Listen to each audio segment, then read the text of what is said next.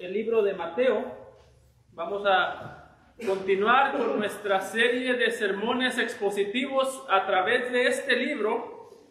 Y el día de hoy vamos a estar iniciando un capítulo nuevo en Mateo capítulo 6. Y vamos a estar leyendo los versículos del 1 al 8 y también los versículos del 16 al 18. Vamos a saltarnos la parte del Padre Nuestro por hoy, pero la semana que entra, si el Señor nos da vida, vamos a estar estudiando el Padre Nuestro. Pero el día de hoy nos corresponde Mateo capítulo 6, versículos del 1 al 8 y versículos del 16 al 18. Quiero pedir si lo encuentra, si puede ponerse sobre sus pies juntamente conmigo y responderme con un amén cuando lo tenga. Amén. Mateo capítulo 6, versículos del 1 al 8. Guardaos de hacer vuestras justicia delante de los hombres para ser vistos de ellos. De otra manera, no tendréis recompensa de vuestro Padre que está en los cielos. Cuando pues des limosna, no hagas tocar trompeta delante de ti, como hacen los hipócritas en las sinagogas y en las calles, para ser alabados por los hombres. De cierto os digo que ya tienen su recompensa. Mas cuando tú des limosna, no sepa tu izquierda lo que hace tu derecha, para que sea tu limosna en secreto, y tu Padre que ve en lo secreto te recompensará en público. Versículo 5. Y cuando ores, no seas como los hipócritas, porque ellos aman el orar en pie en las sinagogas y en las esquinas de las calles para ser vistos de los hombres. De cierto os digo que ya tienen su recompensa. Mas tú, cuando ores, entra a tu aposento y cerrada la puerta, ora a tu Padre que está en secreto, y tu Padre que ve en lo secreto te recompensará en público. Versículo 16. Cuando ayunéis, no seáis austeros como los hipócritas, porque ellos demudan sus rostros para mostrar a los hombres que ayunan. De cierto os digo que ya tienen su recompensa. Pero tú, cuando ayunes, unge tu cabeza y lava tu rostro, para no mostrar a los hombres que ayunas, sino a tu Padre que está en secreto, y tu Padre que ve en lo secreto te recompensará en público. Amado Padre, venimos ante ti el día de hoy, sabiendo, Señor, que tú conoces las intenciones más profundas de nuestro corazón. Señor, solamente tú sabes por qué estamos el día de hoy aquí. Solamente tú sabes si estamos aquí para agradarte a ti o al hombre. Tú sabes, Señor, cómo hemos vivido esta semana. Y, Señor, tenemos que confesar que en muchas ocasiones la hemos vivido agradando al hombre. Tenemos que confesar, Padre, que en muchas ocasiones no vivimos conscientes de que tus ojos están puestos sobre nosotros. No pensamos en lo que tú piensas cuando hacemos alguna acción, pero Padre, muy a menudo pensamos en lo que los hombres piensan de nosotros. Señor, confesamos este pecado, confesamos esta maldad y te pedimos que tú nos limpies de ese fariseo que llevamos en el corazón, que tú nos ayudes a darle muerte. Ayúdanos, Padre, a que esto que acabamos de leer, tanto la generosidad, la oración y el ayuno, sean cosas que nosotros hagamos para parecernos más a nuestro Señor Jesucristo, para actuar y pensar más como Él, Señor. Te lo rogamos en Cristo Jesús. Amén. Pueden tomar asiento, hermanos. Para el punto en el que nos encontramos en el Sermón del Monte, en las últimas semanas podríamos decir que el Señor Jesucristo se encuentra describiendo el tipo de obediencia que debería caracterizar a los discípulos o el tipo de obediencia que debería de caracterizar a todo aquel que confiesa que ha creído en Él como su Salvador. Si usted recuerda, una de las cosas que hemos visto desde Mateo capítulo 5, versículo 20, es que el Señor Jesucristo ha exhortado a sus discípulos a tener una justicia mayor que la justicia de los fariseos. Algo que hemos visto es que Jesús ha venido haciendo un contraste entre la justicia de los fariseos y la justicia de sus discípulos. Ha hecho un contraste en cuanto a la manera en la que un fariseo entiende la ley y la manera en la que un discípulo entiende la ley. Y una de las cosas que hemos visto es que la mayor diferencia entre un fariseo y un cristiano es que el fariseo le gusta obedecer de manera externa, tiene mucho interés en la obediencia, mucho interés en los mandamientos, pero no tiene ningún tipo de interés en el que da los mandamientos. Algo que hemos visto, hermanos, es que los fariseos en sí no necesariamente eran desobedientes. Y eso yo quiero que usted se lo grabe muy bien. Los fariseos no eran siempre personas desobedientes. De hecho, en muchas ocasiones eran personas muy obedientes de manera externa. En muchas ocasiones eran personas celosas de la ley, celosos de su tradición, celosos del mandamiento. Sin embargo, el problema principal del fariseo es que tenía mucha obediencia externa y muy poca obediencia de corazón. Había mucha obra y poco corazón.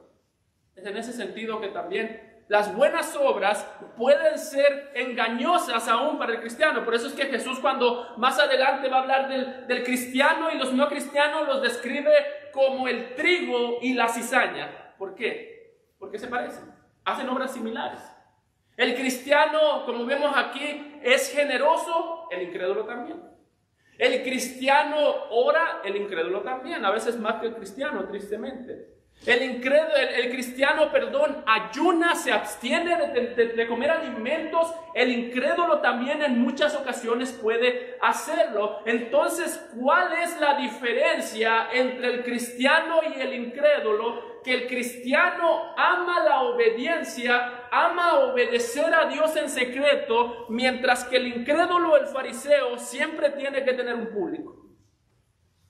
El fariseo le gusta obedecer siempre y cuando haya público. Al cristiano le gusta obedecer siempre y cuando esté consciente que el Señor está viendo la manera en la que él obedece. Dice David en el Salmo 51, versículo 6, he aquí. Escuchen muy bien este salmo. Es el salmo donde David se está arrepintiendo de su pecado. Y lo que nos dice es: así debería lucir todo corazón arrepentido. Esto es lo que debería pasar por el corazón de un hombre arrepentido. He aquí, tú amas la verdad en lo íntimo y en lo secreto me has hecho comprender sabiduría. ¿Saben cuál es la evidencia de que David estaba creciendo? De que nadie tenía que verlo hacer obras de justicia. ¿Sabe cuál es la obediencia? ¿Cuál es la evidencia de que David genuinamente tenía un corazón arrepentido por su pecado? ¿Quiere saber cuál es la evidencia? Que nadie tuvo que convencer a David de que estaba pecando. Nadie le tuvo que rogar. Una vez que el pecado sobre la luz dijo: contra ti y contra ti he pecado. Cosa que los fariseos no podían decir. El cristiano dice: Dios, contra ti he pecado. El fariseo dice: Dios, mira cómo estos pecan contra mí.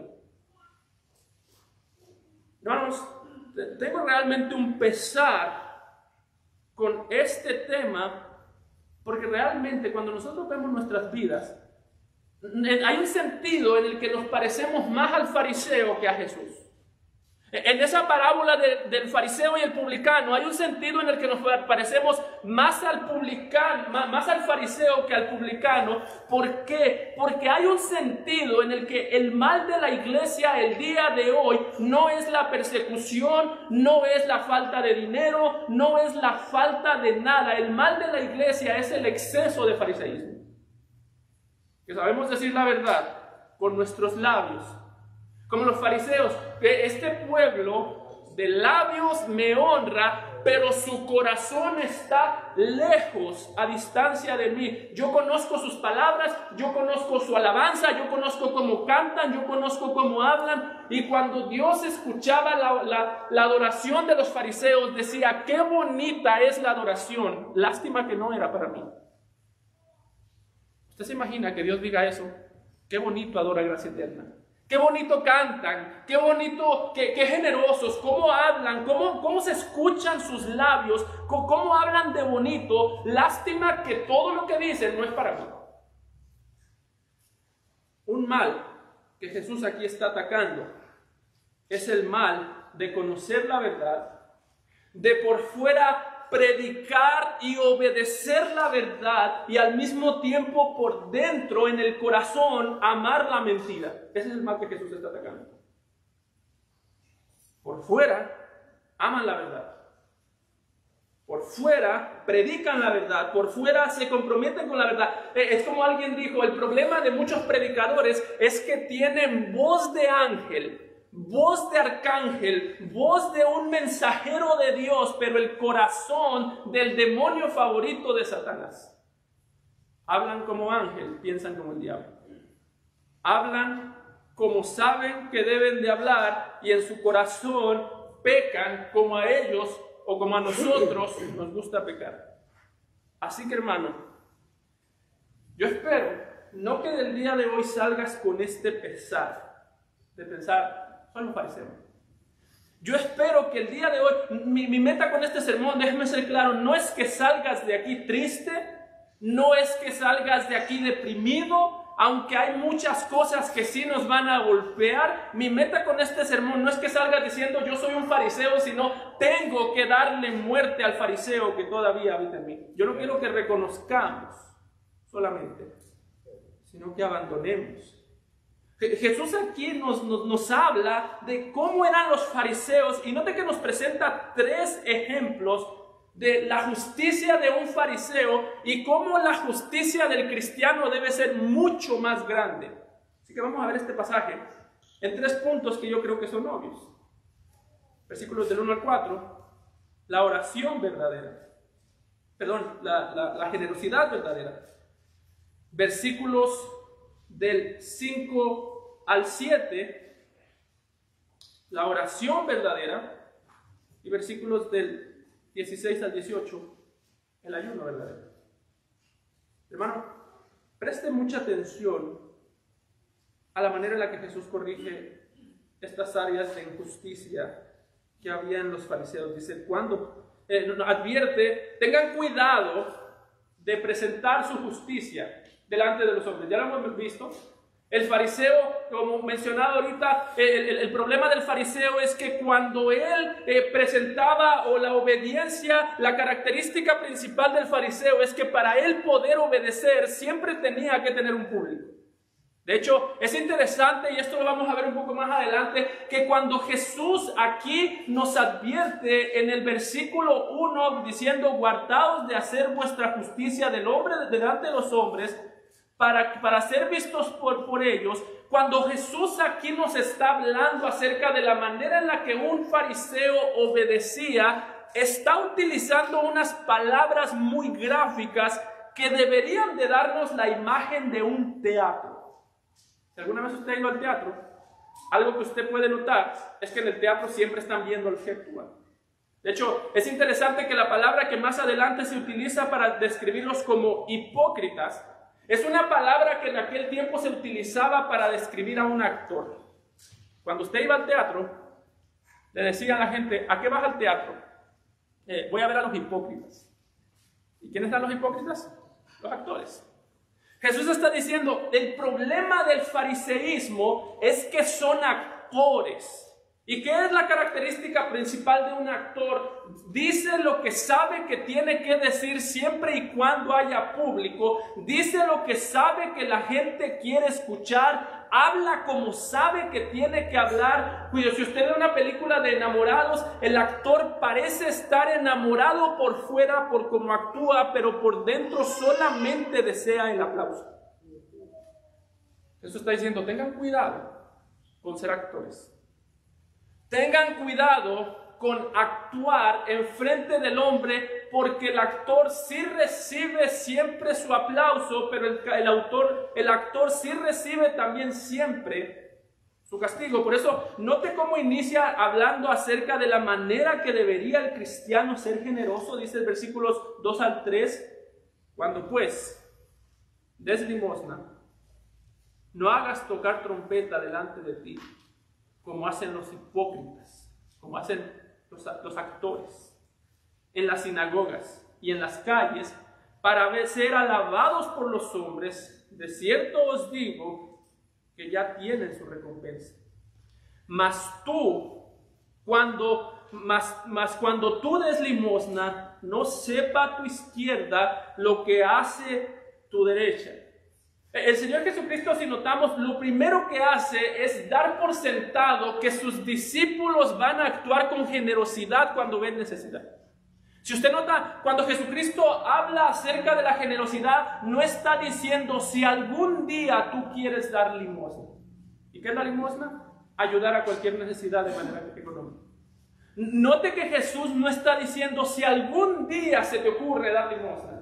Si algún día tienes ganas de ser generoso, lo primero que debemos ver aquí es que cuando se trata del Señor Jesucristo y la generosidad, Jesús ni siquiera está exhortando a los discípulos a ser generosos. ¿Sabe por qué? Porque Jesús contaba con que sus discípulos iban a ser generosos.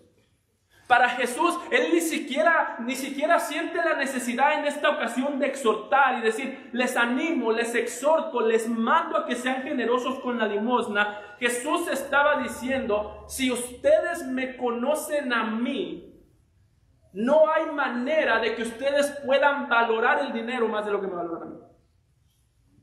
Si ustedes me conocen a mí, no hay manera de que el dinero los deslumbre más de lo que yo los voy a ustedes a maravillar con mi presencia. Lo primero que Jesús dice, la generosidad se da por sentada.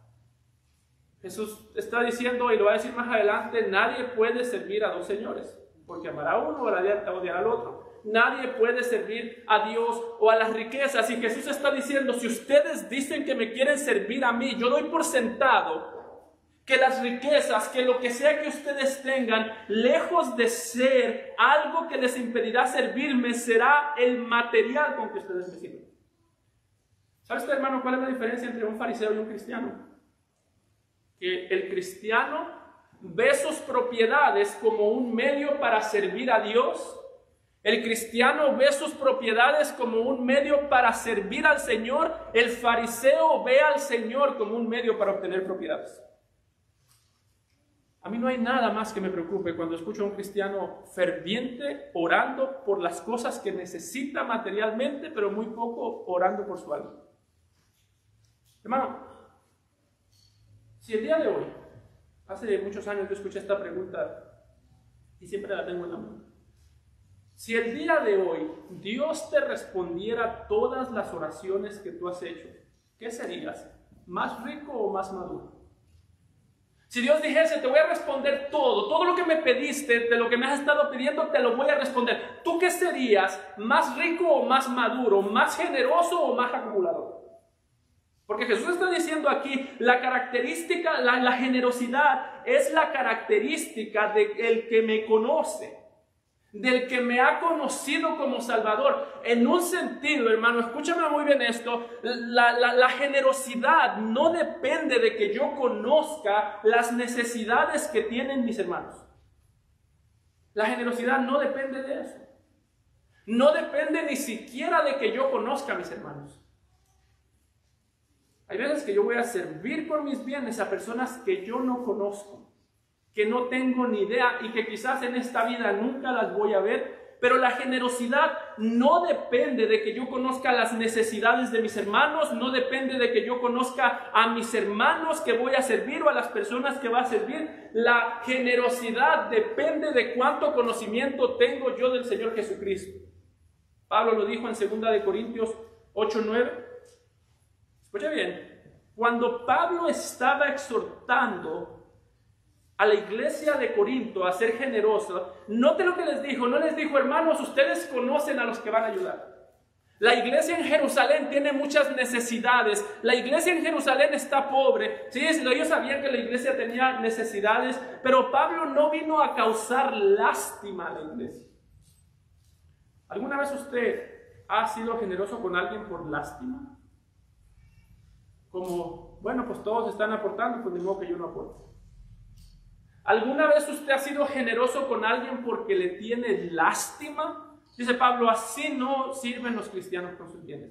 Dice Pablo: porque ya conocéis, y esa es la clave, porque ya conocéis la gracia de nuestro Señor Jesucristo, que por amor a vosotros se hizo pobre siendo rico, para que vosotros con su pobreza fueseis enriquecidos. Dice Pablo: ustedes tienen un Salvador que era rico y se hizo pobre por ustedes. Por tanto, no tiene ningún sentido tener un Salvador generoso, un Salvador que experimentó pobreza por ustedes y después ustedes ser indiferentes ante las necesidades de sus hermanos.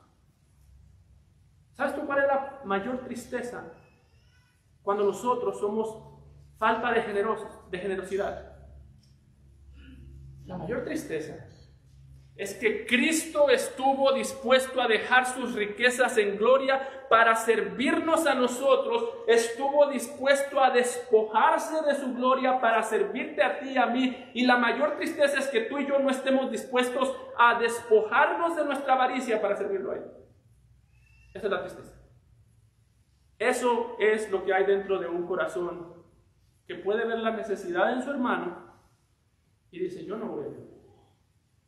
Y aquí yo no estoy hablando del diezmo, porque alguien puede decir: pastor, ¿a usted le conviene que la iglesia diezme? Hermano, a mí el diezmo me tiene sin cuidado en esta iglesia. Lo que sí me da mucho cuidado es que veamos necesidades en otras iglesias, en otros pastores, en otros hermanos de aquí de la iglesia, en personas que no conocemos, y cerremos nuestro corazón. Dice Juan: porque el que tiene bienes de este mundo y ve a su hermano padecer necesidad y cierra contra él su corazón, ¿cómo habita el amor de Dios en él?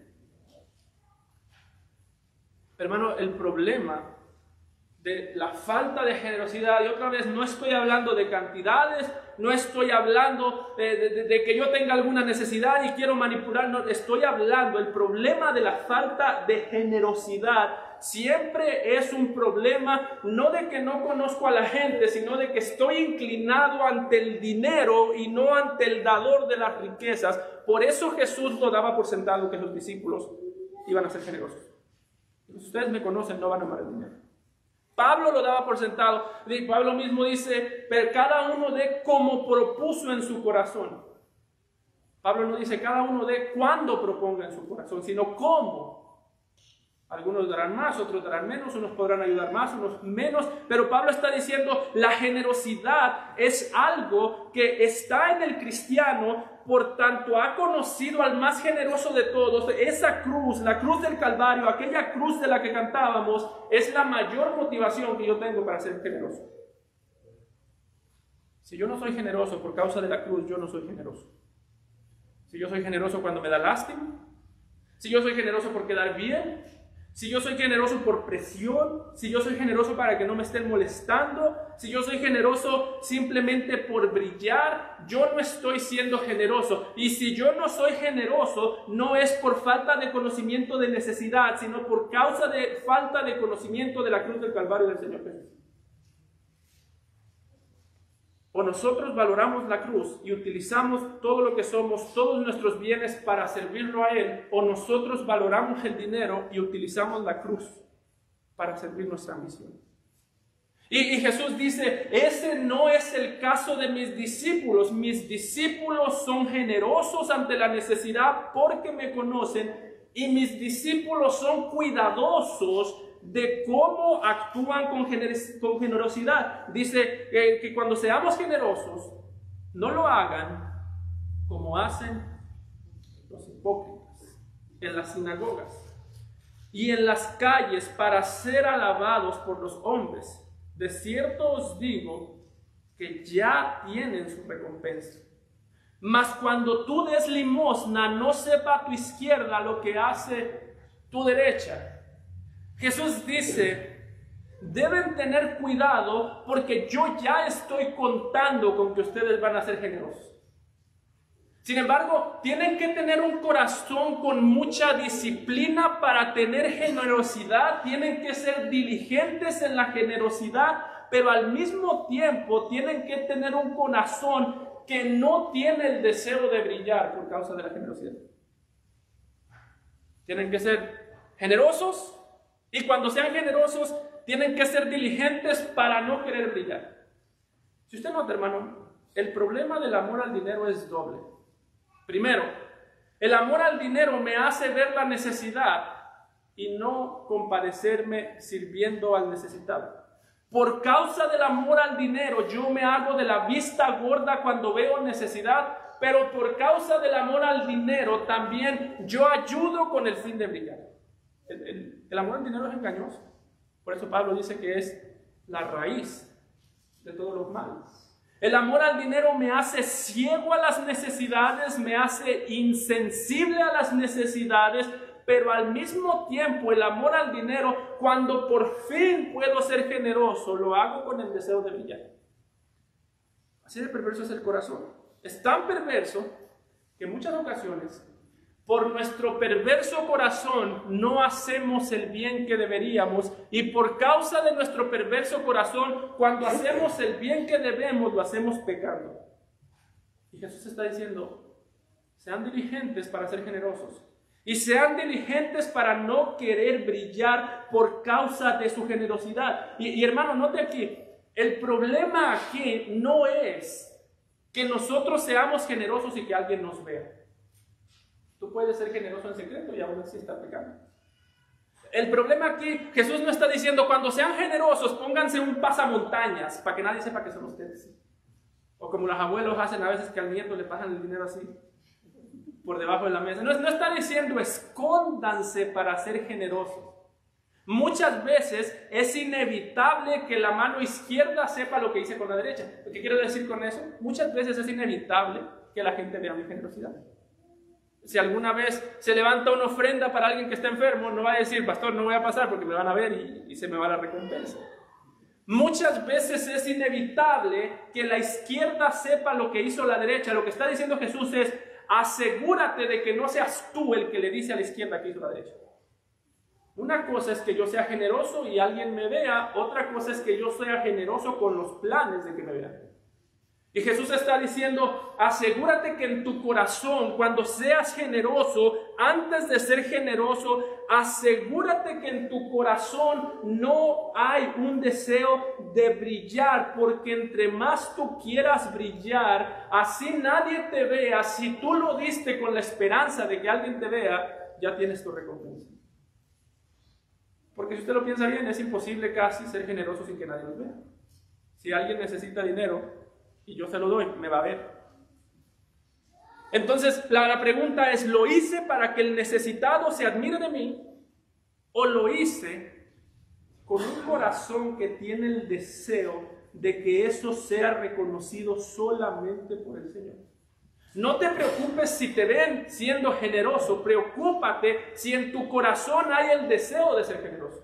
Perdón, de que te vean siendo generoso. Muchas veces el problema ni siquiera es que seamos generosos y nos vean. Muchas veces el problema es que nos gusta ser generosos con nuestras palabras. Hay gente que no es generosa, pero cuando uno lo escucha hablar dice, wow, este sí es bien generoso. Así era Judas. ¿Usted se acuerda cuando la mujer vino y rompió el perfume delante de Jesús? ¿Qué dijo Judas? Ese dinero se hubiese utilizado mejor para los pobres. Cualquiera que lo hubiese dicho, wow, qué generoso es Judas. Pero los apóstoles dicen, lo dijo porque le gustaba robarse el dinero. Así que hay un sentido en el que el problema muchas veces ni siquiera es que la gente nos vea siendo generosos. El problema es que nos gusta sonar generosos como Judas cuando se trata de ser generosos con la palabra sin llevarlo a los actos. Y Jesús está diciendo, ustedes deberían de aborrecer toda reputación que les traiga la generosidad y simplemente ser generosos con un corazón que quiere ser visto por Dios. Nada más. Por eso vuelvo a usar la palabra hipócritas.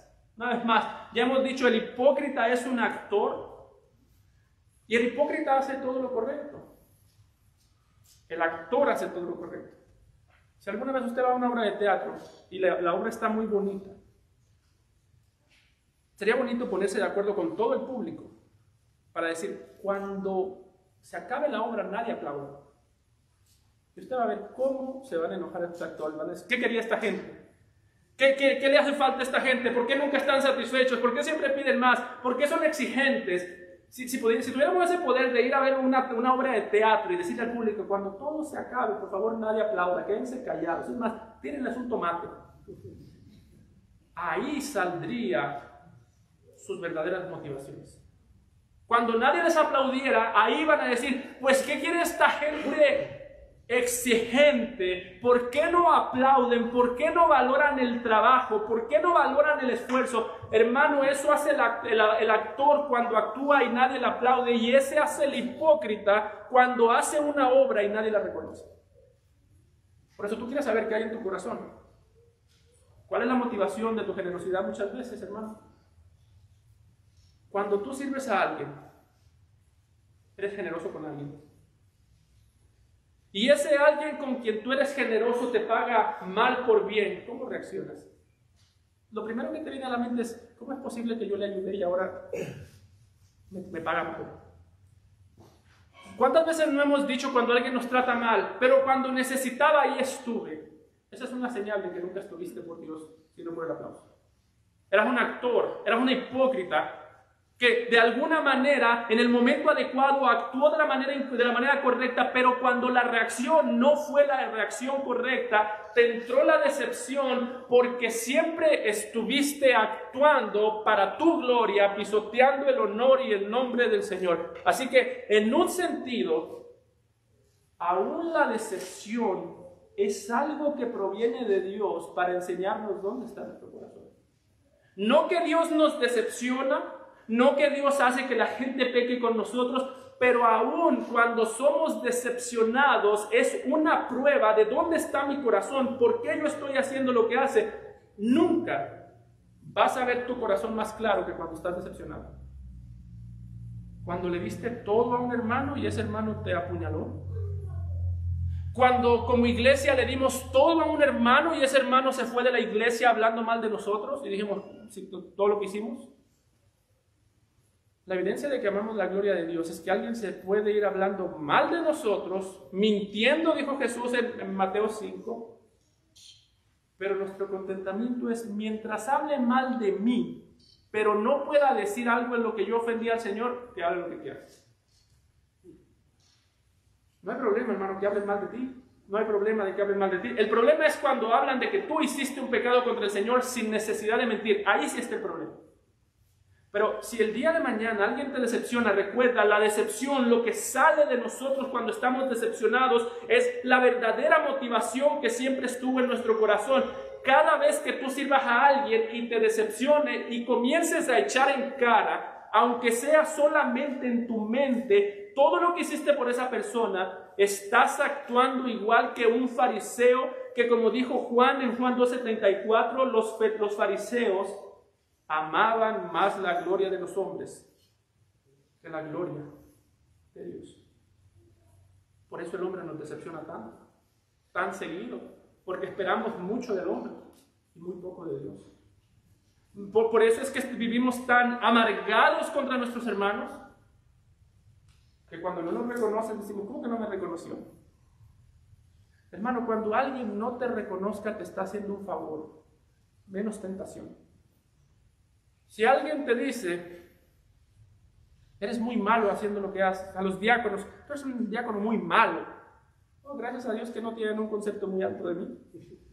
Si alguien me dice, a mí no me gusta cómo predicas, predica mejor, bueno, no importa. Que tú tengas un concepto bajo de mí me va a ayudar. Era lo que decía el apóstol Pablo. Cuando fui a ustedes no fui con sabiduría de palabras, con elocuencia, sino con debilidad. Y es ese sentido de humildad el que debemos tener en toda ocasión. Cuando fui generoso con ustedes, no lo hice pensando en ser admirado, no lo hice pensando en que ustedes sepan que yo soy generoso, sino que ustedes sepan que la generosidad que yo tengo proviene de Dios. Porque Él es el que produce en nosotros tanto el querer como el hacer. Así que, hermano, tengamos mucho cuidado, porque hay veces que podemos hacer lo correcto en el nombre del Dios, en el nombre del Señor, para la gloria de nuestro corazón. Alguien preguntaba, ¿lo que haces, lo haces en el nombre, lo haces para la gloria de Dios o lo haces en el nombre de Dios para la gloria tuya? De una fiesta.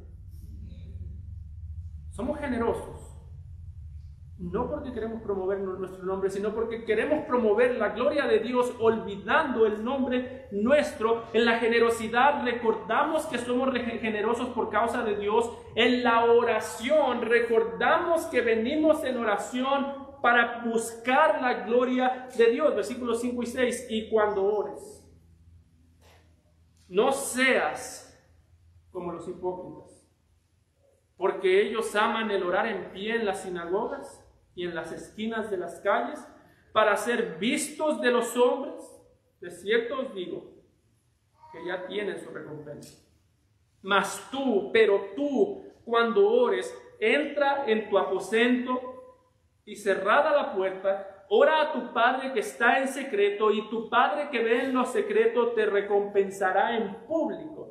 Que dicho sea de paso, en el griego, en el original, la palabra en público no está. Así que el sentido del pasaje no es voy a orar en secreto para que en público Dios me recompense y yo presumir que oro en secreto.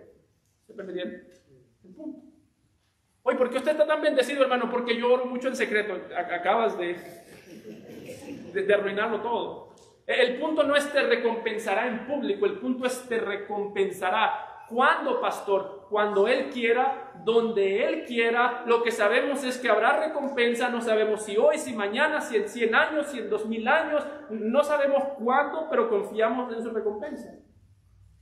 Pero lo que aquí Jesús está diciendo, note que es el mismo punto. De la misma manera que en muchas ocasiones el hombre puede utilizar la generosidad para brillar, dice Jesús, de esa misma manera el hombre puede utilizar la oración, lejos de utilizar la oración como un instrumento para comunicarse con Dios, puede utilizar la oración para lucirse y promocionarse a sí mismo en el nombre de Dios. Hermanos, el fariseo que llevamos dentro, ¿sabes qué es lo que muchas veces quiere hacer? Porque es astuto, o somos astutos, pero el fariseo también. ¿Sabes qué es lo que muchas veces quiere hacer? Presumir y presumir y presumir y al final ponerle el sello en el nombre de Dios. Oh, es que yo he plantado tantas iglesias, yo he plantado 5,000 iglesias, yo tengo 7 doctorados, tengo 9, lo que sea, 4 aviones, 3 bicicletas, para la gloria de Dios. Wow. Si tú pasas más tiempo diciendo lo que tú haces por Dios que lo que Dios hizo por ti, tú no estás buscando la gloria de Dios. Yo no estoy buscando la gloria de Dios. Eso está diciendo. La característica del fariseo, el problema no es que los fariseos no oran, oran mucho. El problema aquí Jesús que está atendiendo no es la falta de oración, es la oración mal enfocada, porque Jesús está diciendo, el problema de los fariseos no es que oran poco, no es que no les gusta orar, les encanta orar. El problema de los fariseos es que son personas que aman la atención que les produce la oración, pero no aman ni la oración ni al Dios al que le oran. Oran porque aman la atención que la oración les trae. No porque aman la oración, no porque aman al Dios al que le mandan o al que le entregan su oración. De hecho, aquí Jesús nuevamente está dando por sentado, si nota, es que la oración va a formar parte de la vida de sus discípulos. En todos estos versículos, nunca Jesús dice, si algún día ustedes oran. Dice, cuando ores, mas tú cuando ores. Jesús está diciendo, si ustedes me conocen a mí verdaderamente, si ustedes están creciendo, madurando, profundizando en el conocimiento de quién soy yo, va a ser imposible que ustedes no quieran hablar conmigo. Van a estar tan maravillados de mí, tan maravillados de mi presencia, tan maravillados de lo que yo hice, que va a ser imposible que ustedes no quieran hablar conmigo. De hecho, es interesante que la oración, la Biblia la da por sentada. Da por sentado que vamos a orar. Nos exhorta a orar sin cesar, orar en todo tiempo, orar los unos por los otros. Pero da por sentado que los cristianos van a orar. Y de hecho, algo increíble de la oración es que la oración debe estar tan presente que si usted nota, cuando los discípulos le pidieron a Jesús que le enseñara a hacer algo, lo que les pidieron fue, Señor, enséñanos a orar. Ellos la veían posiblemente en su momento de lucidez, de madurez. Los discípulos vieron la oración como su mayor necesidad. Dice Lucas 11:1, aconteció que estaba Jesús orando en un lugar y cuando terminó, uno de sus discípulos le dijo, Señor, enséñanos a orar, como también Juan enseñó a sus discípulos. Estos discípulos han visto a Jesús levantar muertos. Han visto a Jesús posiblemente ya caminar sobre el agua. Lo han visto predicar, lo han visto hacer miles de cosas, pero no se acercó el discípulo a decir, Señor, enséñame a levantar un muerto. En el momento de más lucidez, en el momento en el que más maduros se portaron, dijeron, Señor, nos encanta cómo predicas, nos encantan tus milagros, nos encantan las cosas increíbles que tú haces, increíble cómo convertiste el agua en vino, pero más increíble cómo tú oras, enséñanos a orar. Esa era la necesidad de los discípulos. Y Jesús dice, la oración es algo que se da por sentado.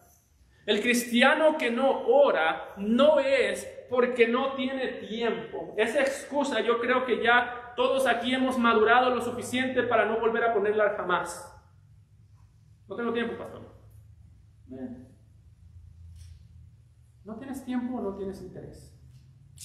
No es que me aburre la oración muchas veces, es que me aburre al que le estoy orando. Los discípulos dijeron, ¿cómo nos vamos a aburrir de él? ¿Cómo nos vamos a aburrir de traerle nuestras peticiones? ¿Cómo nos vamos a aburrir de saber que Él nos escucha? Hermano, ¿qué hay de aburrido en la oración? Dios te escucha. Dios le pone interés a tus palabras. Dios está presente con sus ojos abiertos hacia ti como si fueses el único cristiano que existe sobre la faz de la tierra. ¿Qué tiene de aburrido eso? Algo que como padres a nosotros nos da tristeza, los que tenemos más de un hijo, es cuando los dos nos jalan al tiempo. Porque me dice, ¿a cuál le presto atención? No le voy a prestar atención a ninguno, mejor. Pero con Dios es cuando tú y yo hablamos, es como si fuera el único hijo. ¿Qué hay de aburrido en eso? Cuando tú y yo hablamos, es como si nuestras necesidades fueran las únicas necesidades que existen sobre la faz de la tierra. Por tanto, Jesús está diciendo, cuando oren, asegúrense de orar de tal manera que cuando ustedes estén orando, su atención sea en conocer la gloria de Dios, no en que el hombre conozca la gloria tuya. Pablo decía, orad sin cesar, no dejen de pensar en Dios durante todo el día. Salomón decía, fíate de Jehová de todo tu corazón, de todas tus fuerzas, reconócele en tus caminos. Lo que Salomón estaba diciendo, hijo, cuando escribió ese versículo a su hijo, le estaba diciendo, hijo, en el momento en el que tú hagas algo que tú sientes que no necesitas la ayuda de Dios, es cuando más debes clamar. Por eso el orar sin cesar es todo el tiempo reconozcan que necesitan el auxilio del Señor. El Señor Jesucristo lo que está diciendo aquí es, cuando oren, estén conscientes de su necesidad, oren a Dios, pero no lo hagan porque tienen necesidad de ser reconocidos por el hombre, sino porque tienen necesidad de tener comunión con Dios. Aquí Jesús, una vez más, no está prohibiendo que oremos en público. De hecho, sabemos por Daniel capítulo 6, versículo 10, que Daniel era un hombre que oraba en público 3 veces al día. Y la Biblia no se ve que está contradiciendo eso. Los que oraron el día de hoy, antes de la predicación, no están pecando porque oraron en público. El problema no es que oren en público. De hecho, el mismo Señor Jesucristo oró en público en Juan 11:42, cuando dice, yo sabía que siempre me oyes, le dice al Padre, pero lo dije por causa de la multitud que está alrededor, para que crean que tú me has enviado. Hay un sentido en que la oración pública está diseñada para ministrar a la iglesia. Si tú oras aquí enfrente, tu trabajo cuando oras es comunicarte con Dios y asegurarte de estar ministrando a la iglesia del Señor. Hay un sentido en el que es saludable orar en público, es bueno enseñarle a la iglesia cómo se ora en público, no hay ningún problema. El problema, ¿cómo sé yo que estoy orando para mi gloria y no para la gloria de Dios? Porque yo solo puedo orar en público, no puedo orar en otro momento. Mi único interés es orar cuando me están escuchando. Cuando me están escuchando, yo saco las palabras más importantes. Yo estoy pensando no lo que le estoy diciendo a Dios, sino lo que la gente que me escucha está pensando de mí. Ahí yo sé que yo estoy orando para mi propia gloria. Si el único momento que yo oro es cuando me toca en la iglesia, puedes estar 100% seguro que lo estás haciendo para tu gloria en el nombre de Dios. No es malo orar en público, lo malo es solo orar en público. No es malo yo orar cuando la gente me escucha, lo malo es orar cuando la gente me escucha de tal manera que me enfoque, mi mente no está pensando lo que está hablando con Dios, sino lo que la gente está pensando de mí. Lo que dice Pablo, oraré con el Espíritu, sí, pero oraré también con el entendimiento. Dice Pablo, la oración verdadera se centra en orar con un entendimiento de saber lo que Dios está escuchando. No estamos actuando, no estamos buscando ningún tipo de admiración. Estamos orando conscientes de que está aquí el Señor. Cuando yo estoy aquí, detrás de este púlpito, cualquiera que esté orando, tenemos la responsabilidad de orar para ministrar a la iglesia, pero si oramos solamente cuando estamos aquí, podemos estar seguros que lejos de ministrar a la iglesia, estamos orando para recibir la gloria de la iglesia. No, mucho cuidado. Es bueno orar en público, pero dice Jesús, asegúrate de que si oras en público, también estás orando en privado. Asegúrate de orar en privado para que cuando en público hables, la gente no tenga duda que es la gloria de Dios la que tú buscas, no la tuya. Y lo mismo sucede con el ayuno, versículos 16 y 17. Cuando ayunéis, no seáis austeros como los hipócritas, porque ellos demudan sus rostros para mostrar a los hombres que ayunan. De cierto os digo que ya tienen su recompensa. Pero tú, cuando ayunes, unge tu cabeza y lava tu rostro. Es más, Jesús da por sentado el ayuno, da por sentado que la iglesia va a ayunar. ¿Y qué es ayunar? Abstenerme de alimentos. Jesús da por sentado que la iglesia va a tener un interés en ayunar, da por sentado que la iglesia, su Dios, no va a ser la comida. Y Jesús también deja claro el propósito del ayuno. Tiene que ver no con buscar reputación, sino con buscar conocer al Señor. Hermanos, como cristianos, yo espero que tengamos claro cuál es el propósito del ayuno. Si no, déjenme se lo digo. El propósito del ayuno no es maltratar tu cuerpo. No es darle de azotes al cuerpo. Dice Pablo en Colosenses que hacer eso tiene cierta reputación de humildad y duro trato del cuerpo, pero no tiene ningún beneficio contra las obras de la carne. Las iglesias que viven obsesionadas con ayunar y presumir que ayunan, dice Pablo, eso es solo reputación, nada más. Hoy tuvimos un ayuno de 70 días, se nos murieron 4. Eso es reputación, eso no es el ayuno bíblico. El punto del ayuno no es maltratar el cuerpo, el punto del ayuno es recordarle a mi corazón, a mi mente, a mí mismo, que aunque soy agradecido por el pan que Dios pone en mi mesa, dejar de comer el pan que Dios pone en mi mesa es un recordatorio que yo necesito al dador más que al pan. Que adoramos al Creador por encima de lo creado. Eso le estoy recordando a mi alma. Si el ayuno no tiene ese propósito, entonces el ayuno fue un fracaso. No es solamente dejar de comer por dejar de comer. No comí. ¿Y qué hiciste? Nada, pues no comí. ¿Qué más quieres? El punto del ayuno no es maltratar al cuerpo. Es recordar que aunque doy gracias por su creación, doy gracias por los alimentos, doy gracias porque mi refrigerador está lleno de comida, doy gracias porque mis hijos comen 3 veces al día, a veces hasta más. Doy gracias porque me ha dado el gusto en mi boca para poder saborear cada cosa que Él ha creado. Doy gracias por los más mínimos detalles, pero cuando dejo de comer le digo al Señor, doy gracias por ti más que por lo que tú me das. Doy gracias porque tú me das de comer, pero tú te diste a mí. Y porque quiero apreciar al Creador más que lo creado. Otra vez, el problema de los fariseos no era que no ayunaban, es que ayunaban mucho con una motivación incorrecta. Sabemos por Lucas 18:12 que los fariseos mínimo ayunaban 2 veces a la semana. Eran diligentes para ayunar 2 veces por semana, eran diligentes para abstenerse de comida, pero ¿sabe para qué también eran diligentes? Para avisarle a todo el mundo que estaban ayunando. Ayuno con mucha diligencia y también con esa diligencia le aviso a la gente que estoy ayunando. Una vez más, el problema no es que la gente se entere que yo estoy ayunando. De hecho, en Joel 2:15, en aquella ocasión Dios mandó a través del profeta que se declarara un ayuno nacional.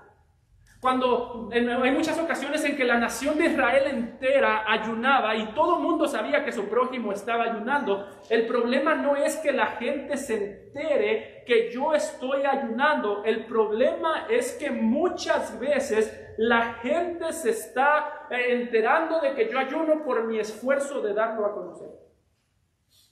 Bueno, no ayunamos otra vez para maltratar el cuerpo. No ayunamos tampoco para exaltarnos a nosotros mismos, para exaltar nuestra disciplina. Ayunamos en un sentido recordándole a nuestra alma lo mismo que dijo el Señor Jesucristo, que no solo de pan vivirá el hombre, sino de toda palabra que sale de la boca del Señor. El punto con el ayuno no es que tú y yo vaciemos nuestros cuerpos de comida. No nos trata de eso. No se trata de que vaciemos nuestro cuerpo de comida, sino que llenemos nuestro corazón con su palabra.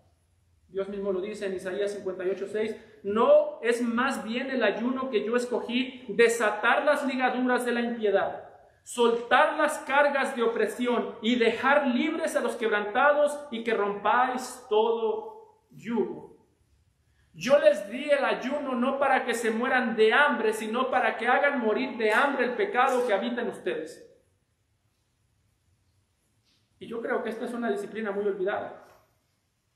Debemos ser intencionales en abstenernos de la comida con responsabilidad. Si usted no puede dejar de comer, se enferma o lo que sea, cuidado. Pero mayormente la razón por la que nosotros no nos abstenemos de la comida no es porque nuestra salud no lo impide, sino porque nuestro amor a lo creado lo impide. Es lo que dice de los falsos maestros, que su Dios son sus pasiones, son sus apetitos. La característica del falso maestro es que no puede dejar de hacer las cosas que le gustan. Le encanta comer, come sin parar. Le encanta beber, se emborracha puntualmente, ahí está cada viernes borracho. La característica del falso maestro es que necesita llenar sus apetitos. El cristiano se puede abstener de ellos porque hay más placer en Dios que en lo que da Dios. Note que aquí en todo este pasaje Jesús no niega que debemos esperar una recompensa por lo que hacemos. En todas las cosas que dice, cuando habla de las personas, de los fariseos que hacen sus obras públicas, dice, ya tienen su recompensa. Cuando dan dinero públicamente, ya tienen su recompensa. Cuando oran públicamente, ya tienen su recompensa. Cuando ayunan, ya tienen su recompensa. Jesús dice, tú esperas recompensa de Dios. Déjenme ser claro, como cristianos oramos y debemos esperar recompensa. No tiene nada de malo eso. Ayunamos y debemos esperar recompensa. Somos generosos y debemos esperar recompensa. El problema es cuando esperamos esa recompensa de Dios, perdón, del hombre y no de Dios. Ora con la motivación de que Dios te va a recompensar. Y que la recompensa del hombre es decirte, eres una persona admirable. Eso nos dicen los hombres. Uy, ¿quién como tú que es tan admirable, tan respetable, tan dichoso, tan perfecto? Casi. Nuestra motivación debe de ser escuchar bien, siervo fiel. ¿Fuiste fiel en orar? Cuando nadie lo vio, yo lo vi. ¿Fuiste fiel en desprenderte de tus bienes? Cuando nadie lo vio, yo lo vi. ¿Fuiste fiel en ayunar? Cuando nadie se dio cuenta, yo me estaba dando cuenta. Que ese sea nuestro galardón. Padre, te damos gracias porque tú ves cada una de nuestras buenas obras y por la cruz de Cristo tú has prometido que las recompensarás. Ayúdanos, Señor, a desear la recompensa que proviene de ti, no la que proviene del hombre. Y enséñanos a apreciar y amar las palabras bien siervo fiel por encima de cualquier otra palabra de felicitación que alguien nos pueda dar. Te lo rogamos en nombre de Jesús. Amén.